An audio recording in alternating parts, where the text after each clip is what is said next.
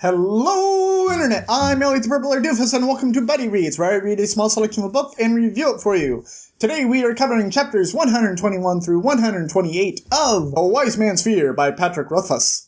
I hope you've read up to that point yourself, because I do not want to ruin anything for you. Our section today begins with Kavoth, and he is going to Vachette's place at night. He goes there, and he has his lute over his shoulder, he knocks on the door, she opens it up, he doesn't say a word, just motions for her to come to him, and she nervously comes to him, because at the end of the last section, she was thinking about ousting him. She was thinking about stopping training with him. It made him very nervous. So he goes there, and he motions for her to come over. He takes her to a small area. He hangs his cloak over this branch, so it's separating him and her. And then he pulls out his lute, which he had dampened with cloth and everything inside, so it only played loud enough for her and him to hear. And he plays her a few beautiful songs in order to try and apologize for how much of an asshole he's been. The next day, he goes back and he has all of his stuff with him, packed it all up. In case she says, "You're out of here, I don't want to train you anymore, get out, get out, get out." And he goes there and she says, "Kavoth, you are a puzzle. You are a perplexing puzzle.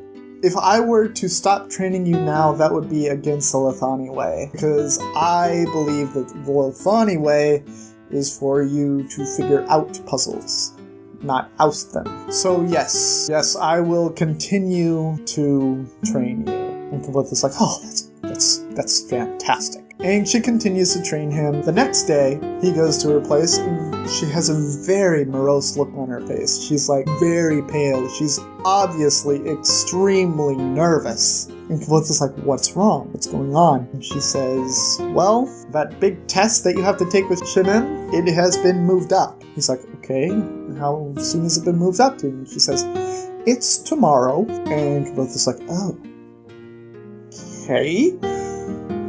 So the next day he goes to the Tree of Swords to meet Vachette, and she's like, "This is where the test will be." And he's like, "Oh." And she says, "Your test is you have to go into the tree. Around the trunk you will find objects. You have to pick one of those objects, bring it back out from the tree, present it to Shimon. If you were to just walk through it casually, you would be sliced to death by these spinning swords of doom." So Kavoth looks at this and he sees the sword spinning around, and he can't see a pattern or anything to try and get through these swords. And he's like, "Oh crap." He gets to the edge, he can't find the pattern, and then he calls to the wind. The wind blows and slows the swords down. He finally can see a pattern and a way to weave through without getting too hurt. He gets his way through into the trunk, and he's walking around looking at all the objects, and there's like a red scarf, there's a sword, there's a gold bar dug into the ground, and he's continuing to circle around the trunk, and then he sees it. He sees the thing that everyone wants him to pick. He sees this thing that is a trap. It's an obvious trap, and it makes his blood boil, because that object is his lute. And the reason that he can't grab that and bring it out is because if he were, everyone in the audience would know that he is a musician. And it would bring embarrassment not only to him, but also to Vachette and Shimon for trusting him to become a Lethani. And he's still circling around looking at all the other objects, and he's like, every one of these other objects could be seen in two different ways. There's no way that I can come out of this and don't look like a fool. And so he goes through the leaves again, and right before he completely escapes them, he raises his hand up and lets one of the swords slice open. And then he goes to Shimon, closes his fist, and presents it to her, basically saying, "I will bleed for Lethani if you continue to train me." And I'm sitting here like, wow, what a pompous jerk, right?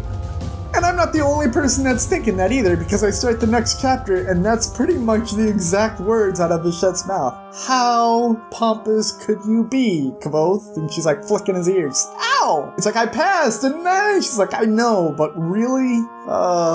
Yes, he passed. He then sits down with Shimon, and they start talking about the Chandrian. Shimon asks him about his willingness to kill the Chandrian. He's like, "It's absolute. For me to kill the Chandrian, that is not just a possibility, but that is exactly my goal. I will do that before I die. It kind of disappoints Shinin, but she's like, if that is your Lothani way, then that is the way that you must go. And she takes him to an old wise woman named Magwin. And Magwin is to give Kvothe a new name. And Magwin gives him the name Maedre. I'm butchering that for sure, but that's the name that she gives him. Kvothe sits down with Vachette, noticing that there's this other woman that wants to have sex with him. And he's sitting down with Vachette, asking her, is it okay if I have sex with this other woman? She's like, are you kidding? Of course. All that sex that we did, that was just a stress reliever. That's not romantic for us. Wait, you don't think that I haven't been doing that with other guys, do you? Because I've been doing it with tons of other guys. Oh my god. Kvothe, that's just, no. Do it if you want to. That's fine. I have no problem with that. Kvothe is a little hurt by this, but eventually he's just kind of like, okay, I can have sex with other women. The next day, Kvothe goes to Vachette's place, and she takes him to a cave with Shaynem. Inside of this cave is a large collection of swords. And Shaynem's like, you must choose a sword. And of course, Kvothe goes out to choose a sword, and she says, no, not you, Vachette. You must choose a sword for Kvothe. And so Vachette is going, and she is picking out swords and handing them to Kvothe, and he's like holding them in her hand. He says, nope, nope, nope, nope. And it's like this for a while until she finally finds one and gives it to him. Shaynem is like, that is a very good sword for Kvothe. Then they have a section where they learn the proper care for the sword, the way that he has to handle it, so as not to piss off the sword gods, that sort of thing. Then he is taken back to Magwin, who gave him the name, and she looks at the sword, and she's like, oh, that is a very good sword. And Shaynem is like, now you must memorize its history. And Kvothe is like, okay. And Shaynem is like, this sword was forged, and it was given to this man, and then he was killed. Repeat that. And Kvothe repeats it, and she says, and then after his passing, it was given to this man. She's like, repeat that. And Kvothe repeats it. And she's going through all of the people that had held the sword before, and Kvothe is like, how many people have, held this sword? Or how long ago was it made? And she tells him it was like 280 years ago that it was made, and he is guessing from the amount of time that the previous people have held it, that maybe 280 people have held on to this sword at one time or another. And here he is trying to memorize the names and what they did for every one of them. And he has to repeat it back to her. And then after she goes through all 280 names, he has to repeat it back to her through memorization. Needless to say, it takes him longer than he expects, but eventually he does do it and he comes out. And then he goes to visit with Shaynem, and she's like, oh, you are here. And he's like, yeah. She's like, we weren't expecting you for another 3 days. And I was like, oh, of course. Of course, this is another example of Kvothe doing something better than anyone else ever. It's just so annoying. She says, well, maybe your hand is still hurt. Is it still hurt? And he's like, no, it works just fine. He's like, you are killing me right now, Kvothe. And he's like, what? And he's like, well, if your hand were hurt, you wouldn't have to do this. But now that you tell me it's fine, you will have to do this. He's like, do what? She says, well, now you must go through these stone trials. Kvothe is like, oh, that sounds difficult. And she's like, it is. You have to climb this stone hill that has different levels, and at every level you have to fight someone, and then you have to continue to the next level and fight someone else, and then you continue to the next level and you fight someone else, and every level is a person of higher and higher difficulty. And Kvothe is like, oh, okay.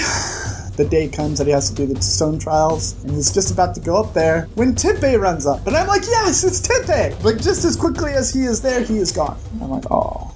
But Tempe runs up and he says, do not do this fight. You are going to lose. It is impossible for you to win. And Kvothe is like, what are you talking about? And he says, that woman up there is a woman that has been harassing you ever since you showed up to my village. And the sword that you have was once held by her mother.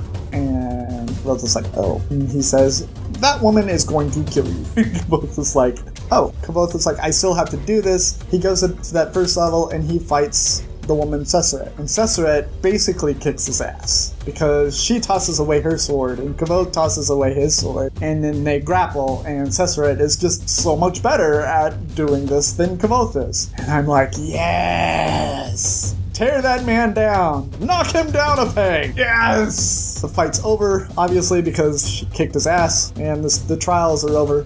And everyone is like, why did you throw away the sword? And Kvothe is like, well, it's because she threw away the sword. And he's like, you have the sword! It gave you a chance! And Kvothe explains, if I had beat her with the sword, people would have said I only beat her because I had the sword. If I had lost with the sword, people would have looked down on me even more because I had lost. Holding onto the sword would have been worse for me no matter what. And people just kind of gone, and they walked away from him because Kvothe is so perfect, blah, blah, blah, blah, blah. And then Pint comes up to him, and Pint is the woman that he was noticing wanting to have sex with him. Pint seduces him into having sex. She actually surrounds him in flowers. And he's like, why are all these flowers here? And she's like, I was told by Vachette that barbarians liked flowers. And that if I wanted to beg you that I should put you in flowers. And Kvothe just like, no. She's like, oh, I feel like a fool. And he's like, don't worry, I don't know anything about your culture either. And she's like, oh really? Please tell me a story. It's like, oh no. That would just make you mad. But they have sex, and then they start talking about pregnancies. Pint believes that men aren't needed in order to create babies, and Kvothe is like, you're insane. Well, he doesn't say you're insane, but he tries to convince her otherwise, and she's like, oh, you're one of those fools that believe that men are also mothers. That's not true at all. It's just, it's really conflicting on how to look at this, because on the one hand I want to say that everyone is open to their own beliefs, but on the other hand, science. And the way that Kvothe could have just killed that conversation right there would have been like, has a virgin ever given birth? But he never does. Vachette returns, and they also have the conversation of, why did you fight Ceseret without a sword? And she's like, I thought you're better than that. Kvothe is like, I am so sorry that I have hurt you. After it's all said and done, Kvothe goes to Shaynim and he says, I would love to continue to train with you people, but I also gave my word to Meir that I would return, and I need to tell him all of the things that happened. My crew may have done that, but I need to do it personally because he asked me to do it personally. They're like, that is very well, that is very Lithani of you. They tell him, you are not allowed to discuss the Lithani way with anyone else. You're not allowed to teach the Lithani way to anyone else. And he says, am I at least allowed to tell people that I train the Lithani way? And they say, yes, you may do that, but with caution. Do not let that lead you into training someone else.